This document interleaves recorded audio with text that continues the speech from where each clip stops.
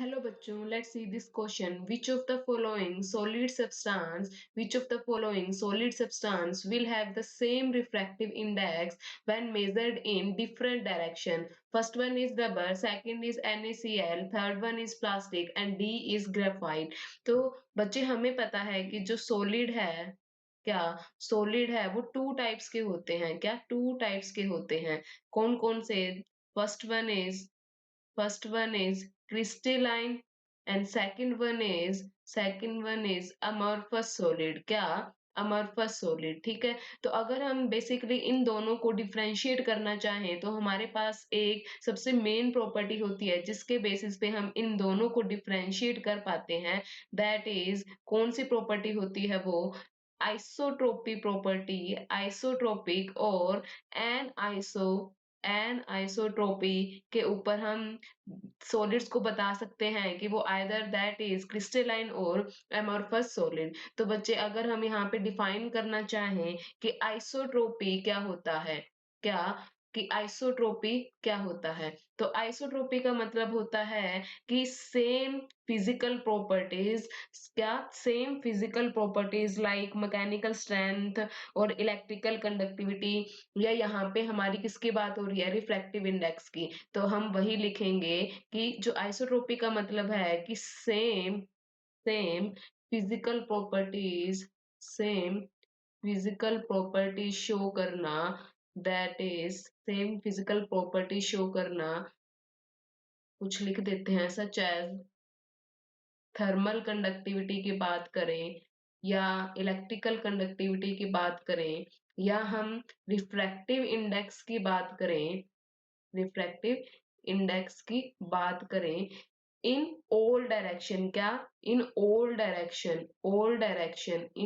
Direction of the solid. ठीक है, क्या है सेम प्रॉपर्टी शो करना in all the direction in the space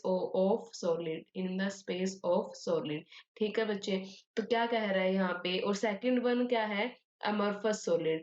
sorry second one क्या है एनआइसोट्रोपी. तो अगर एनआइसोट्रोपी को बोलूं एनआइसोट्रोपी क्या होता है एनआइसोट्रोपी होता है कि हैव फिजिकल प्रॉपर्टीज जैसे कि इलेक्ट्रिकल कंडक्टिविटी या refractive index.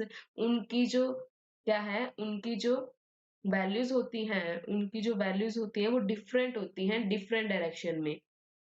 Have have different values different values physical properties for physical properties in different direction in different direction different direction of solid in the space. ठीक है, तो यहाँ से हमें क्या पता लग रहा है कि इन्होंने क्वेश्चन में हमें गिवन है कि सेम रिफ्रैक्टिव इंडेक्स जब हम मेजर करेंगे तो रिफ्रैक्टिव इंडेक्स की वैल्यू क्या सेम आनी चाहिए इन डिफरेंट डायरेक्शन. तो वो प्रॉपर्टी कौन सी होती है वो प्रॉपर्टी होती है आइसोट्रोपी. ठीक है बच्चे, तो आइसोट्रोपी अमorphous सॉलिड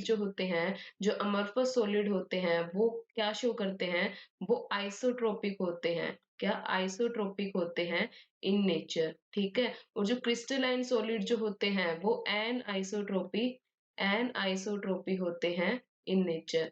मतलब वो डिफरेंट वैल्यू शो करते हैं इन डिफरेंट डायरेक्शन और अमorphous सॉलिड जो है सेम जो है वो सेम वैल्यू शो करते हैं इन डिफरेंट डायरेक्शन. ठीक है बच्चे, तो अगर हम यहाँ पे बात करें जो NaCl है जो बी ऑप्शन में हमें गिवन है जो बी ऑप्शन में हमें NaCl गिवन है वो क्या है बच्चे वो एक अमorphous सॉलिड है.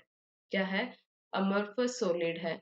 तो अमorphous सॉलिड है तो वो क्या शो करेगा आइसोट्रोपिक होगा इन नेचर. क्या आइसोट्रोपिक इन नेचर मतलब सेम वैल्यूज या सिमिलर फिजिकल प्रॉपर्टीज क्या है शो करेगा in all the different direction in the space. ठीक है, तो जिसके कारण क्या है हमारी सेम रिफ्रैक्टिव इंडेक्स की वैल्यू आएगी जब when measured in different direction. तो हमारा करेक्ट ऑप्शन कौन सा हो जाएगा B option is our correct.